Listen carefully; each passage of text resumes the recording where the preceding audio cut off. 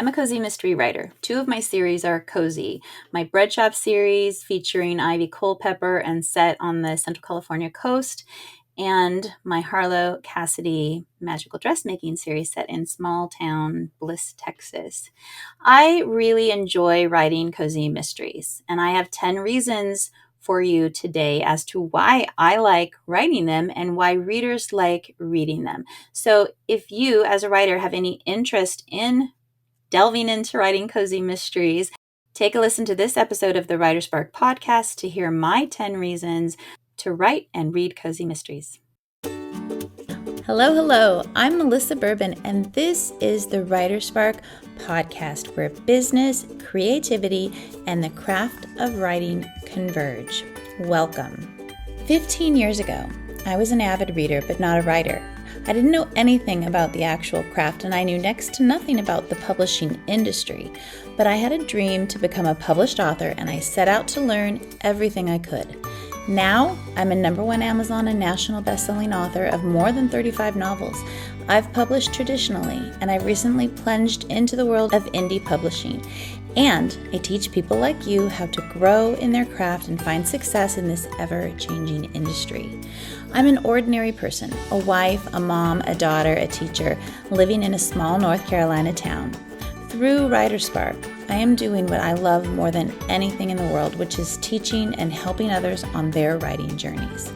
I'm here as your partner as you navigate your own writing journey. I'm here to help you understand the essential elements of the writing craft, to build your confidence, and to help you find the success you desire. Welcome to the WriterSpark podcast.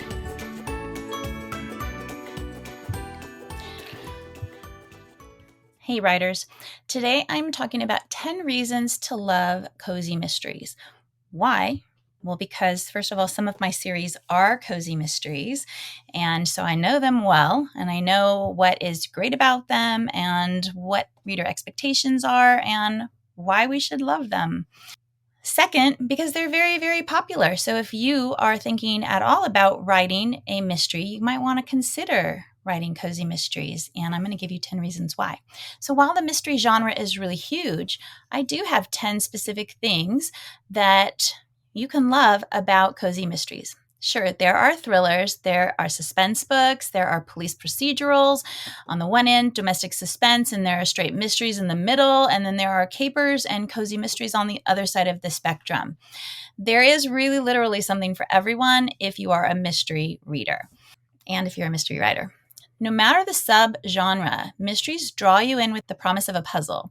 That and the promise of justice being served are big draws, and justice being served is not always something that happens in real life. Now, I love the tense emotional buildup and the back and forth and the cat and mouse chase and the heart-stopping suspense that comes with the darker side of mysteries, definitely. I love domestic suspense in particular, but cozies, they offer something a little bit more than just the mystery.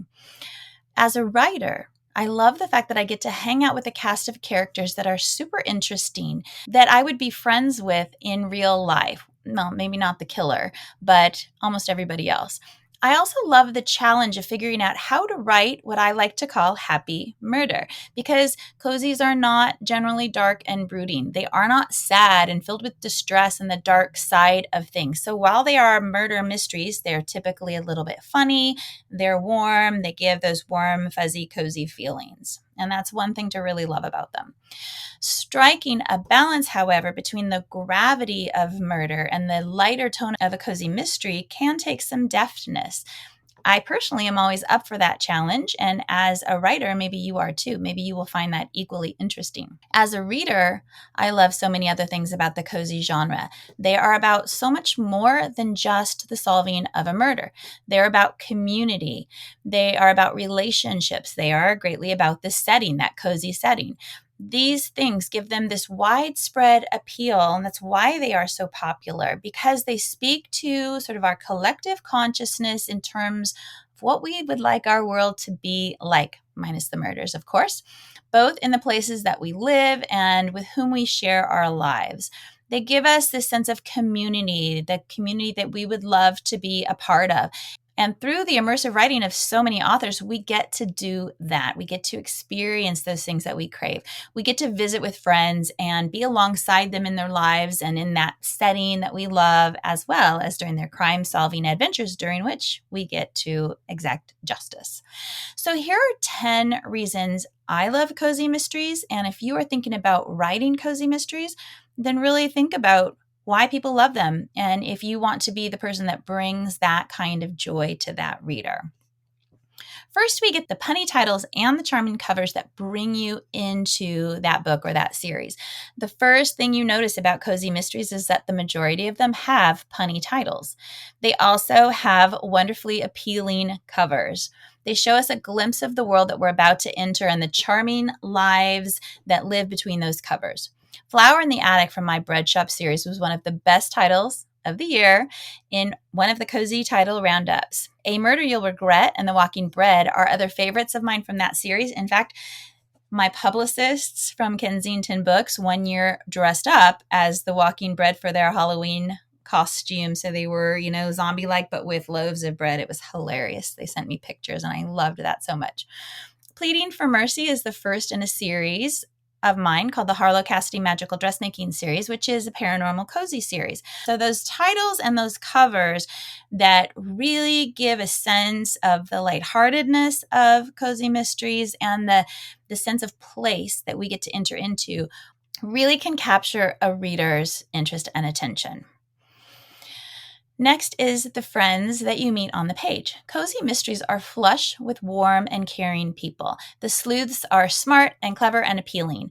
They may be unique and sassy. They may be serious. They may have sidekicks that are equally winsome. There's usually some sort of a love interest with someone who complements the sleuth in some way. The people in the cozy community really feel like friends, which is what makes a long-running cozy series so wonderful.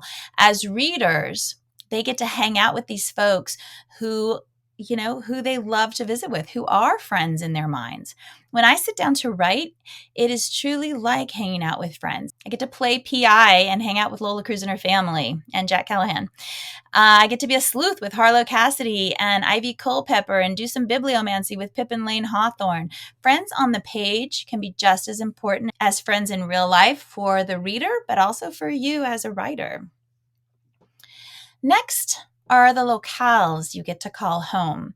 Beach towns, a mountain oasis, a close-knit community in a city, an English moor, a rural farmhouse. Wherever cozies are set, there is definitely going to be a ton of charm, and it is, I'm sure, very picturesque.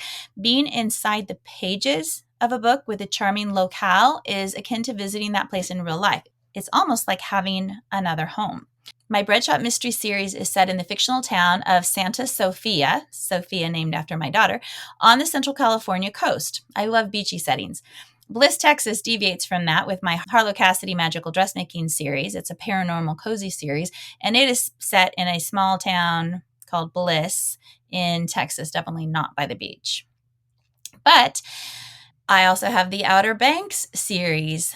The Pippin Lane Hawthorne Book Magic series is set on a fictional island on the Outer Banks. So if you love Alaska, or if you're crazy about the Outer Banks, if you have an affinity for a particular type of locale, chances are good that there is a mystery set there for you as a reader. For you as a writer, if you have some place, a community, a setting that you want to write about, you can do that. This episode of the WriterSpark podcast is brought to you by WriterSpark Academy's Field Guide to Writing a Cozy Mystery. Are you a fan of cozy mystery novels? Have you always wanted to try your hand at writing one yourself? Look no further. WriterSpark Academy's Field Guide to Writing a Cozy Mystery Masterclass is the ultimate course for aspiring cozy mystery authors. With its 10 comprehensive modules, 28 engaging video lessons, and a variety of hands-on activities, this course will guide you through every step of crafting your very own captivating cozy mystery. From developing a captivating hook and setting that will transport readers to a charming and mysterious world, to creating a lovable sleuth who will keep readers hooked until the very end, this course covers it all. Make sure to look in the show notes if you're interested in checking out this course and unlock your potential as a cozy mystery author.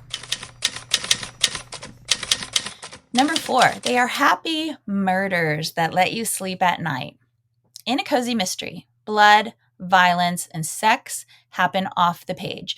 The murder is a murder, of course, but in a cozy, by definition, while there is death and people might be in harm's way, it is not so scary that you can't sleep at night. And that murder happens off the page, meaning we don't see it happen. We stumble across it later. So that is fun to write. As a writer, you get to plan that murder, but you don't have to deal with the blood and guts and the gore that maybe you don't want to. And as a reader, again, we get to sleep at night. We get to process the murder and understand the gravity of it, but we also get to be a little bit distanced from it. The cozy writer and the cozy reader both do not have to get into those down and dirty details. They exist, we know they exist, but we're a little bit removed. Next up, number 5 are the furry friends. More often than not, cozy mystery sleuths have some sort of furry friend as a companion. Whether they are dogs, cats, horses, teacup pigs, or goats, chances are good that a much-loved pet will make an appearance. They are often on the covers too. In Bread Over Troubled Water, which is book 8 in my Bread Shop series, Agatha the Pug, Agatha named after the grand dame of cozies, discovers the body. In my Harlow Cassidy paranormal series, Thelma Louise, who is the queen of the Sundance Kids goat herd, is a cantankerous goat who adds a lot of comedy, and she's also on every cover. So the bottom line is that furry friends are fun, and cozy readers often really expect there to be some sort of furry friend. So if you like to incorporate that into your cozy mystery as a writer, you get to do that. Next, a touch of romance. Romance is never ever the focal point of a cozy mystery, but it is usually an element. A typical scenario is that there is a romantic prospect in law enforcement that forces contact between that person and the sleuth. I personally tend to go in a different direction so that my characters are not so sort of cliche in that way.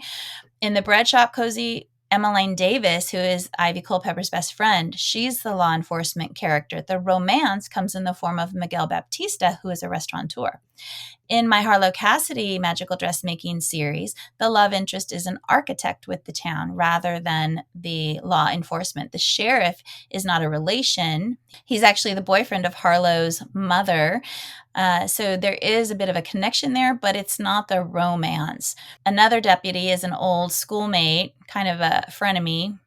And so we have law enforcement, but our romance for my books comes in a different way. Regardless, there is always a bit of a romance, so that's very fun to write. And unlike romance novels where you have to have that push and pull, push and pull, push and pull, keeping them apart, while you might want to do that in the first in series, ultimately you can bring these people together and develop their relationship in a really wonderful way. Next is the amateur sleuth herself or himself. The star of the cozy mystery is the amateur sleuth, and I truly bring part of myself into each of my characters. They aren't trained in law enforcement. They may or they may not have some special skill that helps them with the investigation, but it's not typically formal training. This makes it super fun and easy for readers to follow right alongside the sleuth in crime solving. And for you as a writer, you don't have to have that technical knowledge of law enforcement and what solving a crime looks like. So you get to make it up as you go somewhat. It makes the sleuth very relatable and easy to love because we can root for their success. Remember, they're like a friend. And again, as a writer, it's fun to create these characters and sort of have them follow their nose and then grow in their ability to solve crimes with each subsequent book in a series. Number 8 is the cozy hook. Cozy mystery books have a cozy hook. That means there is always a hobby or a creative interest of some kind or something that is the central focus of the cozy world in any particular series. Coffee or tea houses, culinary connections or bakeries. Yeast of Eden in my Bread Shop series is the traditional sort of old world bread shop based on the long rise and the tradition of baking bread in Mexico. That is the hook for that particular series. Fiber and fabric tie-ins like sewing is another popular hook. My Harlow Cassidy Magical Dressmaking series uses that. It's sort of Project Runway meets small town Texas. We have Harlow, who tried to make it in Manhattan in fashion design, and she ends up back home in Bliss, Texas. She's inherited her grandmother's old farmhouse, and she opens up her own business called Buttons and Bows, which is a design, custom dressmaking business. Other hobbies like photography, horseback riding, motorcycles, painting, knitting, bookshops, whatever you are interested in, you can make that into a cozy hook. Number 9 is the puzzle of an intriguing mystery. Every mystery on the mystery spectrum offers a puzzle to be solved. The reader may know what happened and know things before the protagonist even does, as in a suspense, for example, or they may be just as in the dark as a protagonist and still, getting that tension and that suspense, maybe like in a domestic suspense book. Or we may even be ahead of the crime solving or trying to be ahead of the crime solving, which is what we are trying to do when we read a cozy mystery. We know what the sleuth knows, but maybe we want to try and solve the mystery. Maybe we're able to solve the mystery before the sleuth. Although, as a cozy mystery writer, we try not to let that happen. We want to surprise the reader, play fair, give them the clues, but also keep them in the dark. The puzzle of the mystery brings a reader to the mystery in the first place. So that is a very obviously central element of wanting to read a cozy mystery and how you need to write a cozy mystery. Finally, number 10, justice is served and good prevails. One of the reasons mysteries have a really wide appeal is the underlying end result that the bad guys are brought to justice. Good prevails. In cozy mysteries, this is especially true. It doesn't always happen in all mysteries on that mystery suspense spectrum, particularly on the suspense side. But in a cozy mystery, justice is always served. Good prevails. The crime is solved. The community is safe. The life of the sleuth gets to move forward. There's a happy ending, and the reader is along for the ride. We as writers don't have to live in that dark place. So while I've written some suspense books, Silent Obsession and Silent Echoes, which I absolutely love, they're based on Mexican legends of La Llorona and Chupacabra, and I think these books are amazing. I don't like to live in that dark space all the time, though. So for me, I prefer to write cozy mysteries or like my Book Magic, Pippin Hawthorne Book Magic series, more on the women's fiction side with mystery elements. So if that's you as a writer and you don't want to, tap into that darkness all the time, keep that darkness a little bit at a distance, then maybe writing a cozy mystery is for you. That's definitely a strong reason why cozy readers love this genre. So there's always a happy ending. The sleuth is always ready to solve another crime.